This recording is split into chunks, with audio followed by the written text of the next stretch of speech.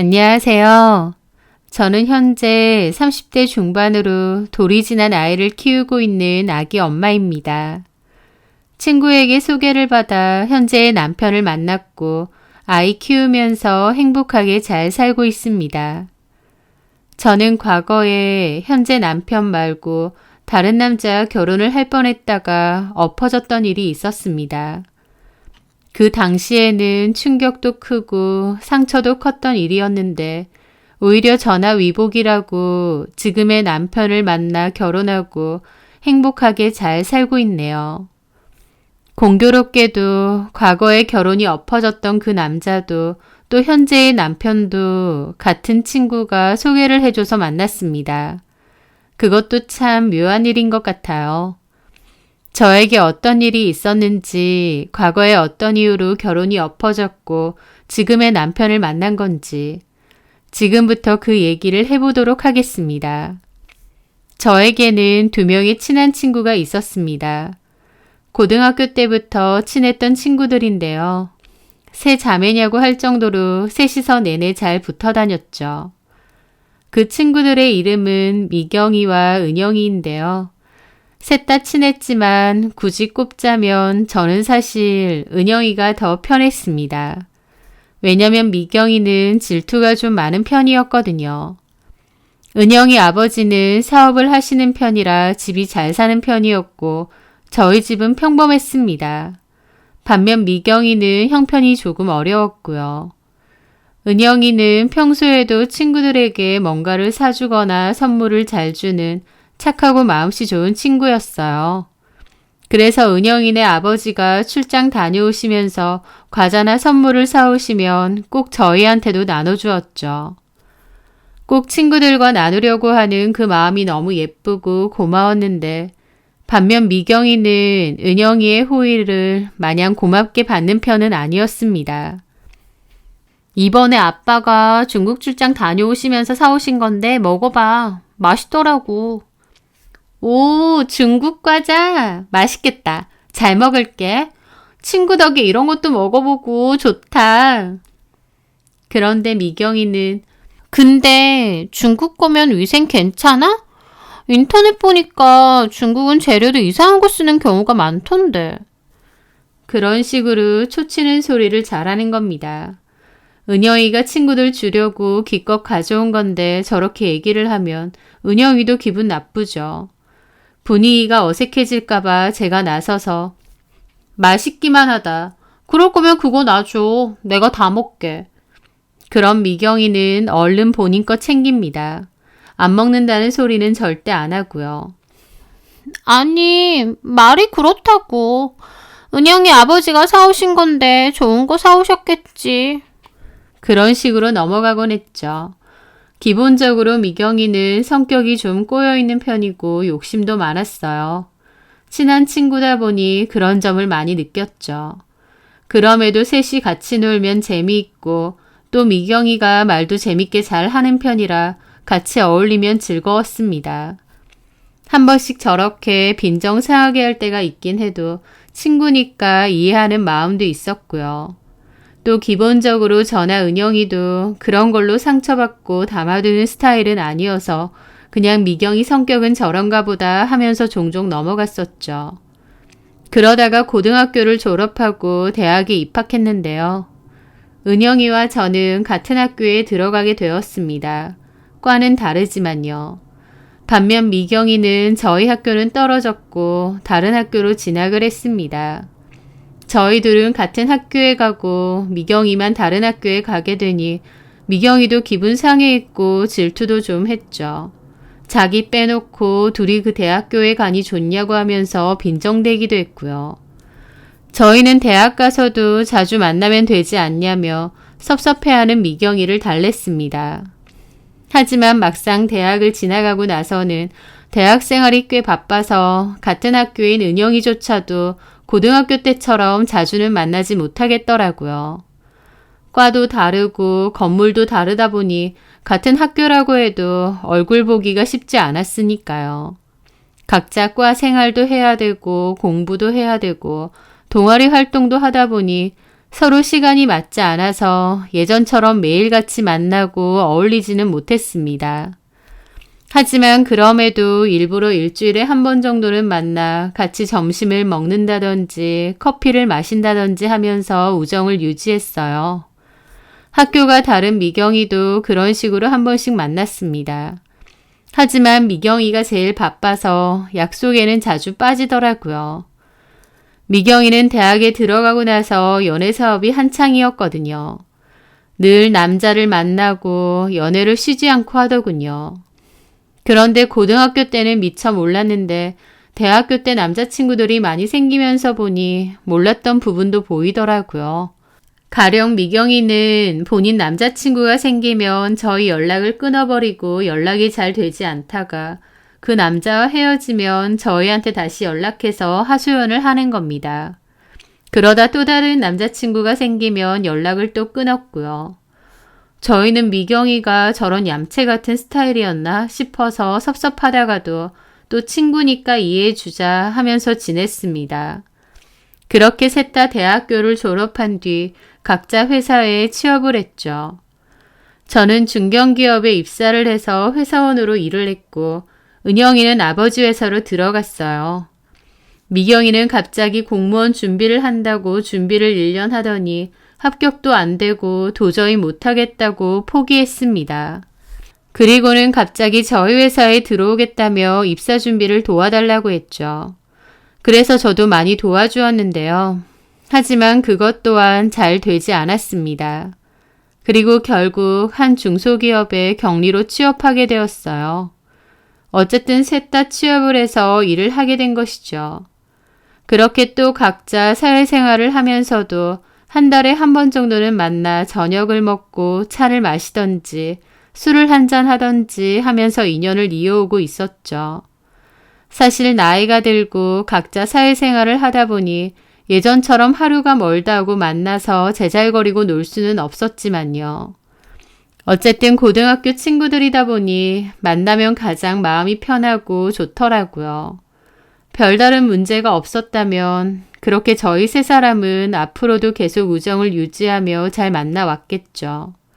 하지만 그 우정은 어떤 일을 계기로 산산조각 났지만요. 그 시작은 은영이가 저한테 소개팅을 해주겠다고 얘기하면서부터였습니다. 지수야, 너 소개팅 한번 해볼래?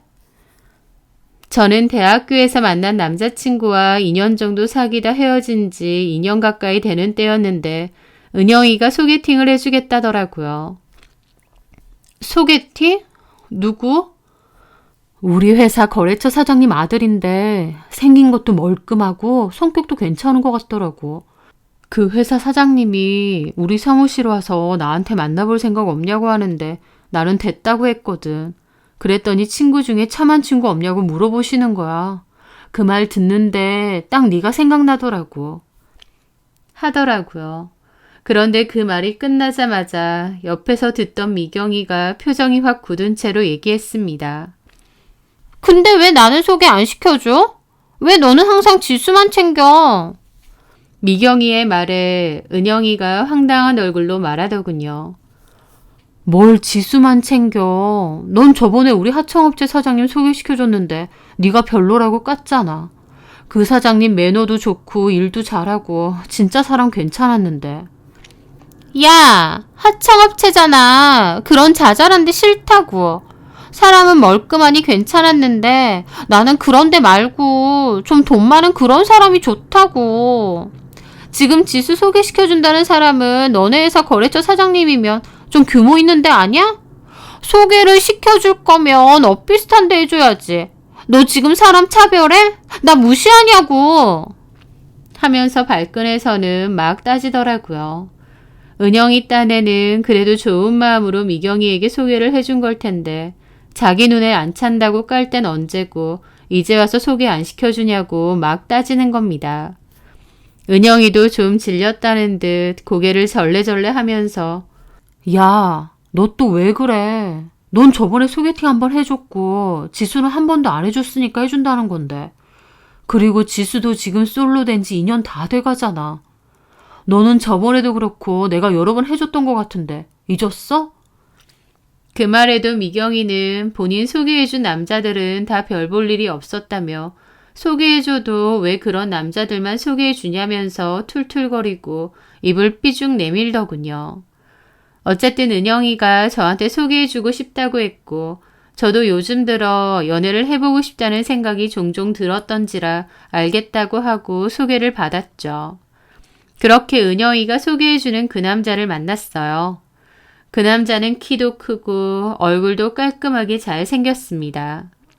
이런 남자가 왜 여자친구가 없지 싶을 정도로 외모며 매너며 성격이며 너무 좋았어요. 처음 만나고 온 날 저는 그 남자가 너무 마음에 들었는데 한편으로는 나는 마음에 드는데 그 남자가 나를 마음에 들어 하지 않으면 어쩌지 싶어 걱정되더라고요. 하지만 다행히 서로 마음이 통했던지 그 남자도 제가 마음에 든다고 했고 그렇게 그 뒤로도 꾸준히 만났습니다. 세 번째 만나는 날 그 남자는 저에게 사귀자고 했고 저도 알겠다고 했죠. 그렇게 저와 그 남자는 연인이 되었고 저희 둘을 소개해준 은영이는 무척 축하해 주었어요. 물론 미경이는 좀 떨떠름해 했지만요. 그 남자 사귀고 2달쯤 되었을 때 친구들에게 제 남친을 소개시켜줬습니다. 물론 주선자인 은영이는 제 남친을 잘 알지만 미경이는 처음 보는 자리였죠. 그렇게 한 레스토랑에서 약속을 잡고 친구들을 만났죠.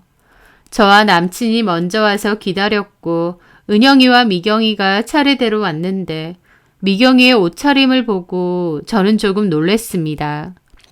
그 옷은 보통 미경이가 마음에 드는 사람 만날 때나 혹은 남자를 꼬시러 갈 때 입는 특별한 옷이었거든요.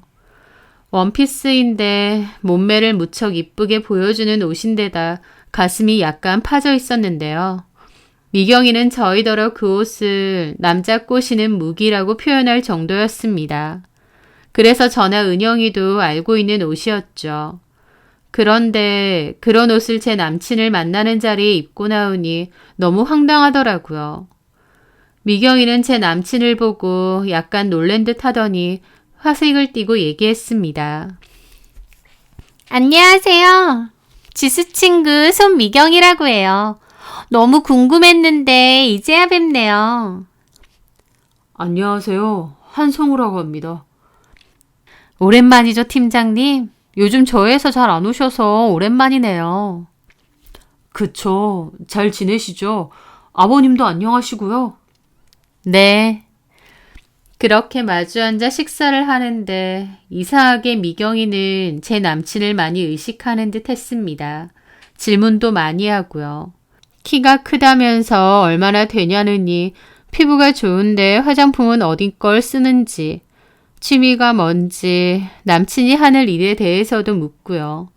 그 질문들이 친구의 남친에게 묻는 게 아니라 꼭 본인이 소개팅을 나와서 상대방에게 묻는 것 같더라고요. 저도 사람인데 당연히 그런 모습이 유쾌하진 않았죠. 제 표정이 굳어 있었음에도 미경이는 저는 안중에도 없다는 듯 제 남친과 열심히 대화를 이어나가더군요. 무슨 작정이나 한 듯이요. 남친이 미경이의 질문에 답을 하는 와중에 틈틈이 제 눈치를 보고 저를 챙기지 않았다면 저는 화가 나서 자리를 박차고 나갔을 정도였습니다. 은영이가 미경이 옆구리를 툭툭 치며 적당히 하라는 눈치를 주고 말로도 눈치를 줬습니다. 아우, 뭐 너 선짜리 나왔니? 지수 남친한테 뭐가 그렇게 궁금한 게 많아? 그러자 미경이는 눈을 흘기며 말하더군요. 아니, 지수가 오랜만에 남자를 만난다니까 어떤 사람인지 궁금해서 그렇지. 그럴 수 있지 않아요? 친한 친구가 어떤 늑대한테 잡혀갈지도 모르는데 친구 걱정에 이런저런 질문할 수 있지 않아요? 하며 미경이가 다시 제 남친에게 얘기하는데 그 말투에는 교태가 가득 담겨 있었습니다. 그러면서 미경이가 저를 보며 그 얘기를 하는데 저는 경악을 할 수밖에 없었습니다.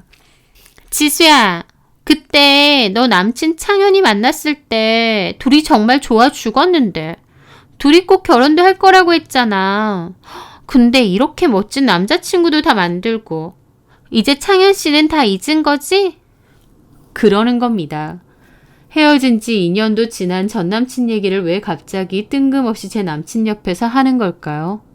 저는 몹시 어이가 없었습니다. 아, 그게 언제적 얘긴데. 그냥 나는 그때 너네 둘이 잘 될 줄 알았어. 너네 결혼식 하면 내가 무슨 선물을 사줘야 되나 고민할 정도였는데. 근데 사람 일 참 모르는 거야. 그치? 그래도 창현이 잘 정리하고 나서 지금 훨씬 멋진 성우 씨 만났으니까. 참, 선우 아니고 성우 씨 맞죠? 네, 성우가 맞아요. 하면서 또다시 제 남친에게 눈웃음을 치며 말을 걸더라고요. 은영이는 굳은 얼굴로 미경이를 말렸죠. 미경아, 너 술 많이 마신 거 아니야? 그만 마셔야겠다. 아니야. 나 술 조금밖에 안 마셨어. 봐봐. 성우 씨 맞죠? 와인 2잔이 뭐가 많아요. 그쵸? 네, 그럼요. 하면서 쉴 새 없이 꼬리를 치는데 너무 기분도 나쁘고 얘가 이런 애였나 싶은 생각마저 드는 겁니다. 원래 여자친구들하고 있을 때랑 남자친구하고 있을 때랑 다른 모습을 보인다는 건 알았지만 이 정도로 대놓고 들이댈 거라고는 전혀 생각하지 못했어요. 은영이는 미경이를 데리고 얼른 가려고 했고 미경이는 더 있겠다 고집을 부렸죠. 그러다 자리를 파할 때쯤 상우 씨, 갈 때 나 좀 태워다 주실 수 있죠? 그러는 겁니다. 넌 내가 태워다 줄게. 얼른 가자. 넌 돌아가야 되잖아. 지수 집 갔다 조금만 더 가면 우리 집인데. 상우 씨, 그래 줄 수 있어요? 하는 겁니다. 저는 속으로 남친이 거절하길 바랬는데 남친은 사람 좋은 웃음을 지으며 알겠다고 그러자고 하는 겁니다. 저는 부글부글한 속으로 남친의 차를 탔습니다. 남친과 은영이는 운전을 해야 된다고 와인을 거의 안 마셨고 저랑 미경이만 마시기로 했는데 사실 미경이 혼자 다 마신 거나 다름없었죠. 그렇게 주차장으로 내려왔고 남친의 차가 앞으로 왔습니다. 저는 자연스레 앞에 타려고 하는데 미경이가 갑자기 아, 지수야, 미안한데 내가 좀 앞에 타면 안 될까? 나 속이 좀 안 좋아서 앞에 타야 될 것 같은데. 라는 겁니다. 저는 그 상황이 되니 오냐 그래 어디 한번 끝까지 해봐라 하는 심정으로 앞자리에 타라고 했습니다. 그런데 제 남친이 오히려 미경 씨, 죄송한데 앞자리는 지수 자리라서요. 제가 술 깨는 약을 좀 사올 테니 뒷자리에 타시는 게 맞는 것 같아요. 라고 벽을 치는 겁니다. 남친의 말에 저는 묘한 안도감이 느껴지더라고요. 그래, 그래야 내 남친이지 싶었고요. 솔직히 저녁 먹는 내내 미경이 얘기를 살뜰하게 잘 들어주는 남친을 보며 속으로 좀 불안하기도 했거든요. 남친이 여성스럽고 애교 많은 미경이를 행여나 마음에 들어하면 어떡하지 하는 불안한 마음도 있었고요. 하지만 자동차 조수석 자리는 제 자리라며 단호하게 선을 긋는 남친을 보며 저는 남친을 더 사랑스러운 눈길로 바라볼 수밖에 없었습니다. 남친은 약국에 들려서는 술 깨는 약과 드링크를 사왔고 옆자리에 앉으려다 실패한 미경이는 셀쭉한 표정으로 마시더라고요. 그렇게 가는 동안에도 미경이는 본인 얘기를 늘어놓았습니다.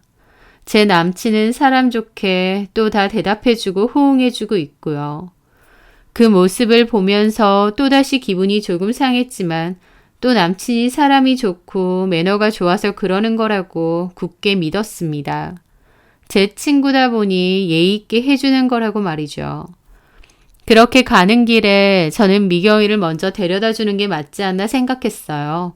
아무리 그래도 친구와 남친을 한 차에 두는 게 마음이 편하지 않았거든요. 그런데 남친이 내일 일찍 미팅 있다며. 지금 가서 얼른 쉬어야지. 미경 씨 집 내비 찍었으니까 바로 데려다 주고 가는 길에 연락할게. 하는 겁니다. 제가 내일 아침 일찍 미팅이 있어서 일찍 일어나야 되긴 했거든요. 그래서 제가 어쩔 수 없이 먼저 내렸습니다. 미경이는 저에게 잘 자라며 손인사를 해주는데 왠지 신나 보이더라고요. 하지만 차가 다시 출발할 때 미경이는 여전히 뒷자리에 앉아있고 저희 집과 미경이네는 차로 10분 내로 갈 수 있으니 괜찮겠지 하는 마음에 저도 잘 가라고 인사를 했습니다. 그날 남친에게 10분 뒤에 연락이 왔었어요. 미경 씨 잘 데려다 줬고 본인은 집으로 갈 거라고요. 푹 잘 자고 내일 회사 미팅 잘하라고 하길래 알겠다고 조심해서 들어가라고 하고 저는 씻고 바로 잠이 들었습니다. 그렇게 석 달 정도 지났을 무렵 저는 미경이를 만났어요. 그런데요. 미경이는 뜬금없이 산모수첩을 저에게 내밀었어요. 남친은 지방에 2달간 출장을 간다고 했고 중간중간 올라와 저를 만났거든요. 연락도 평소처럼 했고요. 제가 그렇게 연락에 목매는 스타일은 아니어서 하루에 한두 번 정도 안부 묻고 통화하는 게 다였지만 평소와 다름없다고 생각하고 있었습니다. 그런데 오랜만에 만난 미경이가 불쑥 산모수첩을 내밀길래 어이가 없었습니다. 이게 뭐야? 미안해. 나도 이럴 생각은 아니었는데 이렇게 돼버렸어. 성우 씨 아이야. 뭐라고? 기가 차더라고요. 지금 뭐 하자는 건가 싶고 몰래 카메라인가 싶은 생각마저 들었어요. 그런데 너무 놀란 와중에도 이상하게 마음 한켠으론 올 게 왔구나 하는 마음도 들었습니다. 처음 친구들 소개해주는 자리에서 미경이가 제 남친에게 너무 적극적으로 들이댔던 게 제 마음 한구석에 불안으로 있었나 봐요. 그래서인지 결국 이렇게 되는 건가 싶은 생각도 들더라고요. 언제부터야? 그렇게 미경이가 해주는 말은 제가 불안했던 그 예상 그대로였습니다. 그날 저를 데려다준 남친이 미경이를 데려다 주는데 그렇게 가는 도중 미경이와 스파크가 튀었고 미경이 집에서 바로 잠자리를 가졌다고 했습니다. 그 뒤로 남친을 만나고 휴가를 내고 남친이 출장 간 곳에도 따라가서 남친과 연인처럼 지냈다고 하더라고요. 그러다 아이가 생겼고 남친에게 말했다고 했습니다. 그랬더니 제 남친이 미경이에게 결혼하자고 했다더라고요. 저는 그 말을 듣는데 내가 지금 무슨 소리를 듣고 있는 건가 싶을 정도로 현실성이 안 느껴지더라고요.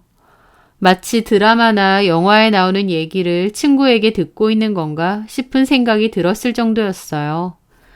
나에게 이런 일이 생길 거라고는 전혀 생각하지 못했는데 어떻게 나랑 10년 넘은 친구가 나한테 이런 짓을 하는 거며 곧 결혼하자고 나를 너무 사랑한다던 남친이 어떻게 나한테 이런 짓을 하는 건가 싶어서 가슴이 갑갑해지고 숨을 쉬기조차 어려웠습니다.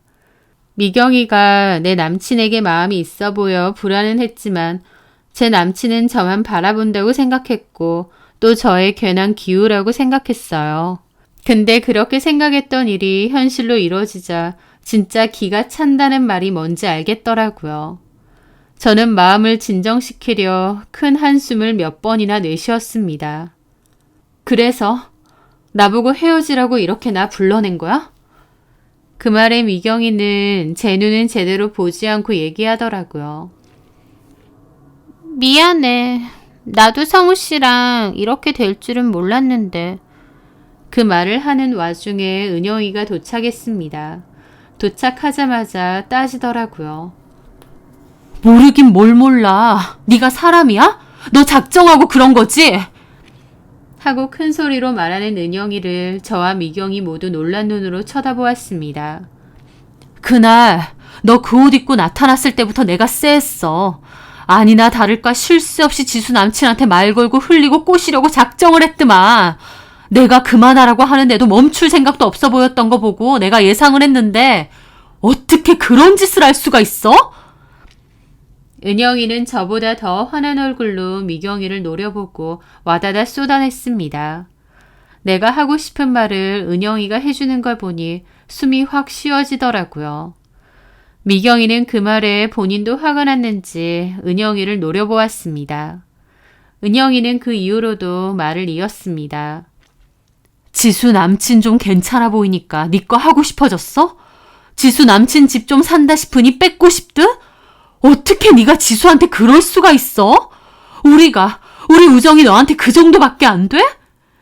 은영이는 분노와 배신감을 담아 미경이에게 화를 냈고 미경이는 그 와중에도 소리 좀 낮출래? 나 지금 홀몸 아니야. 이렇게 하면 나도 놀래지만 뱃속의 아이가 얼마나 놀래겠어. 그리고 나도 이럴 줄은 몰랐다니까.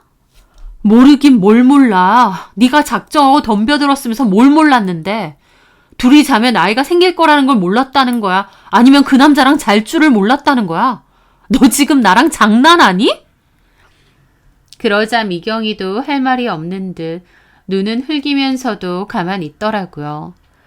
사실 난리치고 소리 지를 사람이 저인데 저는 너무 화가 나면 오히려 말을 잘하는 편이 아닙니다.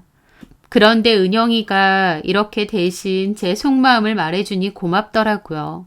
그리고 오히려 머릿속이 좀 가벼워졌습니다. 이런 상황이라면 어차피 남친과는 헤어져야 할 테고 미경이와도 친구의 연을 끊어야겠죠.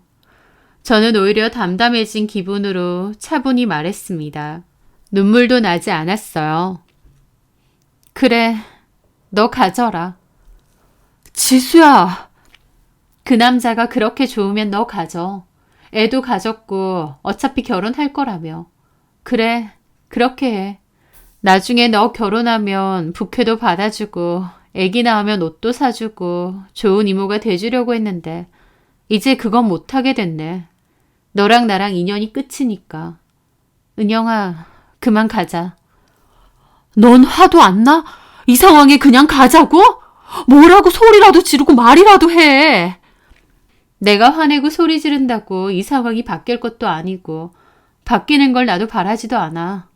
말은 사람한테 해야지. 짐승만도 못한 거에 말할 필요 없어. 그만 가자. 제 말에 미경이는 뭐라 말하려는 걸 은영이가 눈을 부라리며 쳐다봤고 미경이는 셀쭉이 옆으로 눈을 돌리더라고요. 저와 은영이는 그 자리를 벗어났습니다. 그렇게 은영이 차로 가서 시트에 앉는데 그때부턴 눈물이 막 쏟아지더라고요. 10년 넘은 친구가 배신을 해서 나오는 눈물인지 그 친구와 앞으로는 함께하지 못한다는 슬픔에서 나오는 눈물인지 아니면 내가 좋아했던 남자와 헤어져서 나오는 눈물인지 몰랐지만 진짜 아이처럼 엉엉 울었습니다. 은영이는 조용히 휴지를 챙겨주며 제가 진정이 되도록 기다려주었고요. 그래, 만난 지 반년도 안 된 그마저도 2달은 얼굴도 자주 못 봤던 그런 남자인데 그냥 잊어버리자 싶었습니다. 은영이도 옆에서 그런 놈 잊어버리라며 얼굴 멀끔하게 생겨서 얼굴값 하는 인간인데 그런 인간은 지금 아니라도 언제라도 저를 배신할 수 있다며 위로해 주더라고요. 그러면서 미경이 걔가 남자 좋아하고 얄미운 구석이 있긴 했지만 이런 짓까지는 할 줄 몰랐는데 아주 못된 년이라고 얼마나 잘 살지 한번 지켜보겠다고 하더라고요. 그런 은영이의 위로를 들으며 저는 실컷 울었습니다. 그렇게 남친과도 또 오랜 친구와도 끝이 났어요. 그 남친에게서는 연락 한 통 없었습니다. 미안하다는 문자 한 통, 전화 한 통조차 받지 못했습니다. 아마 미경이에게 저와의 일을 들었을 테고 그렇게 헤어졌다고 생각했겠죠. 너무 괘씸했지만 이미 끝난 사이에 사과는 들어서 뭐하겠나 싶어서 저도 접었습니다. 저는 그 뒤로 한동안 일에 몰두하고 취미 생활을 하며 바쁘게 지냈습니다. 그 일을 다시 떠올리기도 싫었고 생각하면 화나고 분통 터지니 의식적으로 다른 일을 계속하며 그 일은 생각하지 않으려 노력하고 살았죠. 저는 미경이와 남친의 연락처를 지워버렸고 아예 연락도 못하게 차단도 했습니다. 그런데 은영이는 거래처다 보니 그들의 청첩장까지 받았다고 하더라고요. 아버지가 가신다는데 은영이는 본인도 같이 다녀오겠다 했습니다. 가서 얼마나 행복한 얼굴로 잘 먹고 잘 사는지 본인이 노려보고 저주를 퍼붓고 올 거라고요. 저는 됐다고 거래처인이 가는 건 가더라도 이왕 가는 거 그냥 잘 다녀오라고 하고 말았습니다. 사실 저도 조금은 궁금하긴 했고요. 그 은영이가 가서 결혼식을 보고 왔는데 시어머니 자리가 보통은 아닌 것 같다고 하더라고요. 게다가 미경이도 가장 행복해야 할 결혼식인데도 표정이 내내 좋지 않았다고 했습니다. 특히 신랑 신부가 부모님께 인사를 드릴 때도 보통은 시어머니가 며느리를 안아주거나 하는데 거기서도 아들을 안고 울면서 며느리를 마음에 안 들어하는 티를 대놓고 내더랍니다. 그것만 들어도 그 남자네 어머님이 미경이를 마음에 안 들어한다는 걸 알 수 있겠더라고요.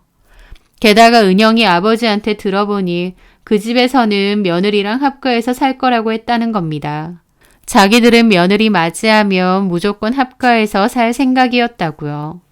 그 얘기를 전해 듣는데 그 남자네 부모님이 보통이 아니신가 보다. 그 남자랑 끝내길 잘한 것 같다는 생각이 들었어요. 그렇게 또 2-3달 정도 지났을까요?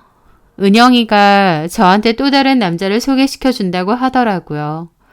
저는 됐다고 당분간 그럴 생각 없다고 하는데 은영이가 조금 먼 친척 오빠인데 외국서 공부하다 이제 들어왔다고 삼촌이 사업을 크게 하시는데 그 부모님도 좋고 오빠도 성격이 좋다고 보장한다고 했습니다.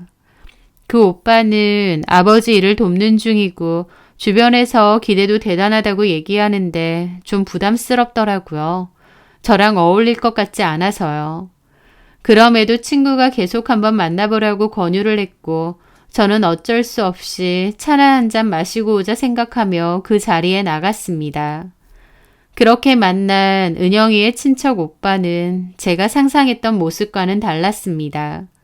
무척 여유만만하고 느긋하고 약간은 잘난 체를 하지 않을까 싶었는데 오히려 긴장을 잔뜩 하고 나왔더라고요. 저는 별 생각 없이 가볍게 나간 거라 긴장을 별로 안 했는데 그분은 뭔가 뚝딱뚝딱 움직이는 느낌이랄까 그 모습이 귀엽고 신선하게 느껴졌습니다. 30 넘은 남자가 게다가 능력도 좋고 집안이나 학벌 모두 좋은 남자가 의외로 순진해 보이기까지 했으니까요.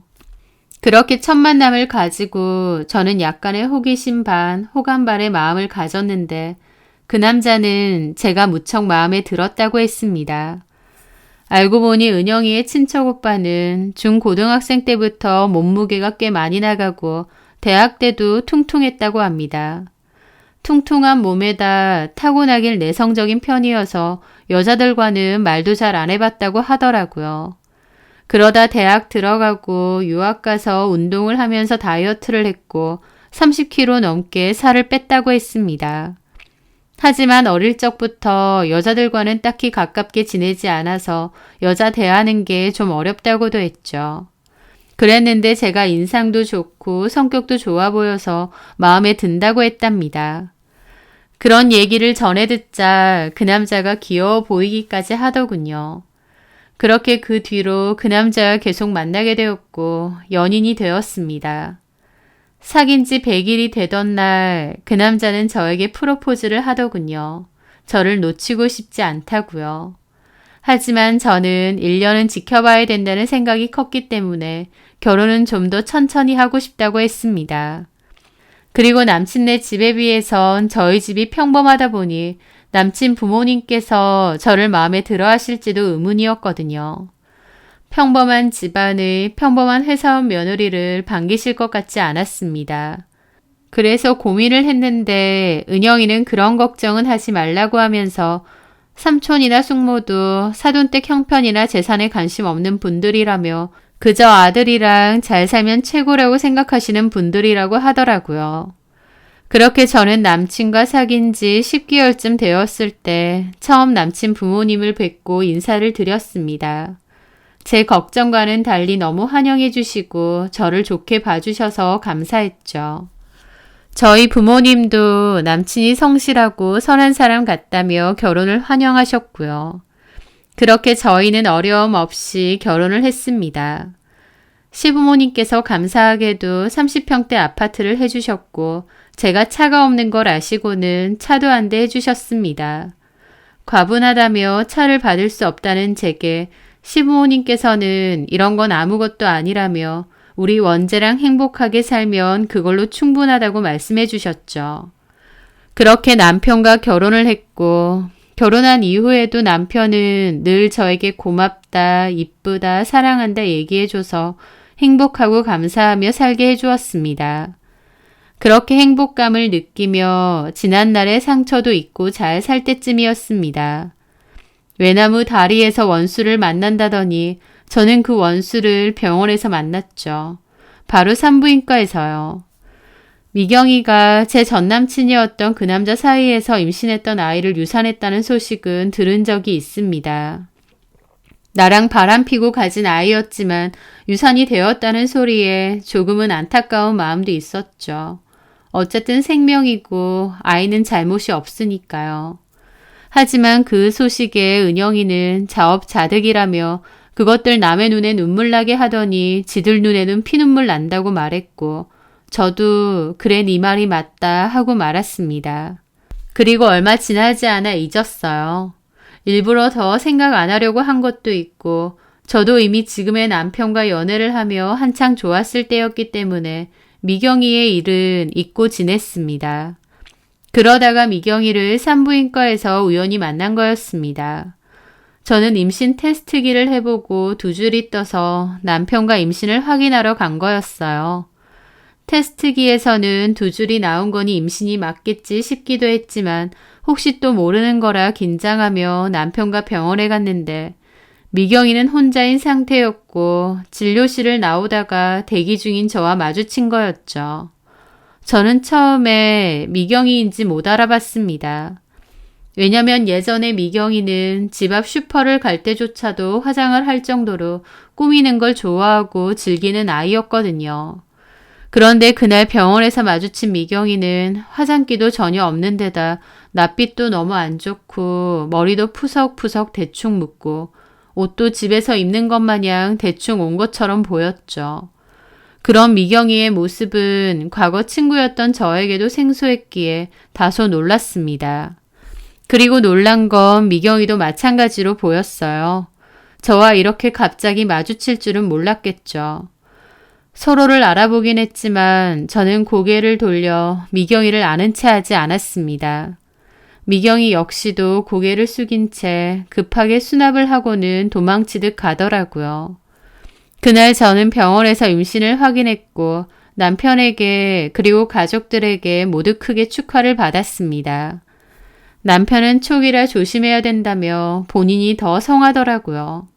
그런 모습을 보며 남편이 귀여워 웃었습니다. 어머님, 아버님도 크게 기뻐하시면서 손주가 태어나니 차를 더 큰 걸로 바꿔주시겠다고 하시고 어머님은 본인이 아끼시는 보석 세트를 건네셨습니다. 귀한 손주 가져줘서 고맙다고 하시면서요. 남편은 초기라 많이 움직이면 안 된다고 도우미를 부를 테니 집안일은 하지 말라고 하며 평소보다 더 잘해주고 대접해 주었습니다. 그렇게 하루하루 감사한 날을 보내는 와중 저는 은영이에게 미경이 소식을 들을 수 있었습니다. 그날은 제가 임신했다고 은영이가 오랜만에 집에 놀러 온 날이었어요. 아직 예정일까지는 7개월이 넘게 남아있는데도 은영이는 모빌이며 내복이며 뭘 잔뜩 사왔더라고요. 아직 애기 태어나려면 한참 남았어. 아유, 뭐 어때? 7개월 금방이야. 아직 성별 몰라서 내복은 그냥 흰색으로 했어. 이쁘지? 그렇게 은영이가 내미는 내복을 보는데 너무 작고 귀엽더라고요. 벌써부터 본인이 이모니까 뭐든 해줄 거라며 의지를 불태우는 은영이를 보는데 웃음이 절로 나왔습니다. 너 얼른 결혼해야겠다 이러는 거 보면. 안 그래도 곧 날짜 잡습니다. 어머 정말? 언젠데? 4, 5개월 뒤에 하려고. 엄마 아빠도 얼른 잡자고 하시고 그쪽에서도 서둘렀으면 해서. 은영이는 제가 결혼하고 얼마 뒤 선으로 지금 남자친구를 만났습니다. 은영이는 첫인상이 그다지 마음에 안 들었다고 했는데 그 남자가 은영이를 무척 마음에 들어했다고 하더라고요. 그렇게 그 남자의 적극적인 대시로 만나게 되었는데 은영이도 지금은 남친이 너무 좋다고 해서 제가 처음에 마음에 안 든다고 했던 사람 누구더라 하면서 장난도 치고 그랬습니다. 은영이도 결혼을 한다고 하니 너무 기뻤고 진심으로 축하도 해줬습니다. 그런데 은영이가 갑자기 미경이 얘기를 하더라고요. 근데 지수야, 미경이 요즘 어떻게 사는지 아니? 하고 물었는데 저는 얼마 전 미경이를 봤다며 산부인과에서 미경이를 본 얘기를 해줬습니다. 그랬더니 은영이가 한다는 말이 그래, 걔 그렇게 사는 것 같더라. 우리 고등학교 때 경아라고 알지? 알지. 나 걔랑 2학년 때 같은 반이어서 잘 지냈는데. 그래, 걔랑 나랑 고등학교 때 동아리를 같이 해서 좀 친했잖아. 근데 걔가 미경이랑은 중학교 때부터 친했다고 해서 그건 알고 있었거든. 나랑은 대학 가고 연락을 잘 안 했는데 미경이는 종종 만났나 봐. 그러다 얼마 전에 걔가 카톡으로 연락이 와서는 좀 보자고 하더라고. 오랜만이어서 알겠다고 하고 만났는데 지 결혼한다고 청첩장 주는 거 있지. 어머, 이렇게 오랜만에 연락해서 청첩장 준다고? 그러려고 연락한 거네? 나도 좀 어이없었는데 워낙 올 사람이 없어 염치 없이 연락했다고 뭐 그러더라고. 그래서 알겠다고. 나도 어차피 곧 가니까 서로 오고 가고 하자면서 얘기 잘했어. 근데 걔가 미경이 얘기를 해주는 거야. 걔도 우리 셋이 친한 거 알고 우리랑 이렇게 된 거 다 알더라고. 그러면서 경아가 얘기해 주는데 그렇게 은영이가 해주는 말은 놀라웠습니다. 미경이는 그 남자와 결혼을 할 때 친구들에게 자랑을 엄청 했다고 했습니다. 남자가 멋지고 잘생기고 집안에 돈도 많다. 이제 본인은 사모님 소리 듣고 살 거라며 의기양양했다고 합니다. 원래 제 남자친구였는데 본인이 임신을까지 해서 홀라당 뺏은 얘기는 일절 하지 않고 그냥 소개로 만났다고 거짓말까지 했다더군요. 저랑 은영이랑은 서로 일 때문에 소원해졌다고 둘러대고요. 하지만 친구들 앞에서는 부잣집 시집 간다고 자랑하던 미경이가 경아에게는 살짝 따로 연락을 하더랍니다. 그러면서 돈을 좀 빌려달라고 했대요. 남자 집에서 혼수를 요구하는데 돈이 모자라다고 하면서요. 그래서 경아가 500을 일단 빌려줬는데 그 돈을 아직까지도 다 갚지는 못했다더군요. 그래서 경아랑 그 친구도 화가 나서 돈 언제 갚을 거냐고 부잣집 시집 간다더니 고작 500이 없어서 안 갚느냐 따졌는데 미경이가 그제야 본인의 진짜 생활을 털어놓더랍니다. 시부모님하고 같이 사는데 생활비라고 받는 게 쥐꼴이라며 일 그만두라고 해서 좋다고 그만뒀더니 집안일 하루 종일 해야 되고 손에서 물 마를 날이 없다. 시어머니가 얼마나 까탈스럽고 힘들게 하는지 스트레스를 너무 받아 결국 유산도 한 거라며 눈물까지 쏟으면서 한탄을 했다고 하더라고요. 그런데 더 기가 막힌 건 그 와중에 미경이 남편이 바람이 났고 성병까지 걸려와서는 자기한테 옮겼답니다. 그래서 산부인과 다니면서 치료 다니는 중이라고 하고요. 그러니까 저랑 산부인과에서 마주쳤을 때 그때 미경이는 남편에게서 옮은 성병 치료하느라 병원에 다니고 있었던 거죠. 그렇게 울면서 빌린 돈은 사정되는 대로 천천히 갚겠다며 사정사정을 하길래 경아도 처지가 너무 불쌍해서 알겠다며 그렇게 하라고 했답니다. 얼굴이며 머리며 푸석푸석하고 예전 미경이 모습이 없어서 진짜 그렇게 사는가 보다 싶었다며 은영이에게 얘기를 해줬다는데 은영이도 그 말을 듣고 놀랐다고 하더라고요. 저 또한 은영이에게 그 얘기를 전해 듣고 놀라기는 마찬가지였습니다. 미경이가 그렇게 살 거라고는 전혀 생각하지 못했어요. 본인 것을 얄미울 정도로 잘 챙겼던 애고 심지어 남의 것까지 탐내서 제 남친을 뺏어갔던 애잖아요. 그렇게 배신 때려가며 시집까지 갔는데 그런 대접을 받고 그렇게 산다니 믿기지가 않을 정도였습니다. 그리고 미경이 자존심에 웬만해서는 본인 안 좋은 얘기는 남에게 안 하려고 했을 텐데 오죽 돈 갚을 여력이 안 되면 저런 얘기까지 하면서 부탁을 했구나 싶고요. 은영이는 그 말을 하며 진짜 남의 눈에 눈물 나면 자기 눈에는 피눈물 난다더니 그 말이 딱 맞다며 그렇게 된 거 고소하다고 그러더군요. 저는 좀 묘한 기분도 들더라고요. 나쁜 생각일지도 모르지만 한편으론 다행이라는 생각도 들었고요. 왜냐면 미경이의 남편은 원래 제 남친이기도 했잖아요. 만약 미경이가 아니라 제가 그 집에 시집을 갔다면 지금 미경이의 모습이 제 모습일 수도 있었겠죠. 저도 그 남자하고 결혼까지 염두에 뒀었으니까요. 미경이가 잘 먹고 잘 산다더라 소리를 들었으면 저 또한 기쁘지는 않았겠죠. 남의 남자친구 가로채놓고 잘 먹고 잘 사는구나 싶어서 씁쓸하기도 했을 겁니다. 하지만 그렇다고 막상 미경이가 마음고생하며 힘들게 산다는 소리를 들으니 마냥 좋지도 않고 오히려 복잡한 기분이 들더라고요. 그 뒤로 은영이는 결혼을 했고 저는 거기서 경아를 만났습니다. 거기서 미경이의 소식을 살짝 물어봤는데 미경이는 여전히 그렇게 사는 것 같더래요. 시집살이 당하고 남편하고도 싸우면서요. 그런데 그렇다 해도 이혼은 안 할 거라고 했다더라고요. 뭔가 시엄마와 남편에게 가스라이팅 당하는 것 같기도 하다면서 얘기를 해주는데 걔도 왜 그렇게 사는 건가 싶은 생각이 들더군요. 그토록 영악하고 본인의 목적을 위해 수단과 방법 가리지 않는 애였는데 말이죠. 그 뒤로 저는 건강한 아이를 낳았고 열심히 육아 중입니다. 고등학교 때 자매처럼 붙어 다니며 친했던 은영이와 미경이.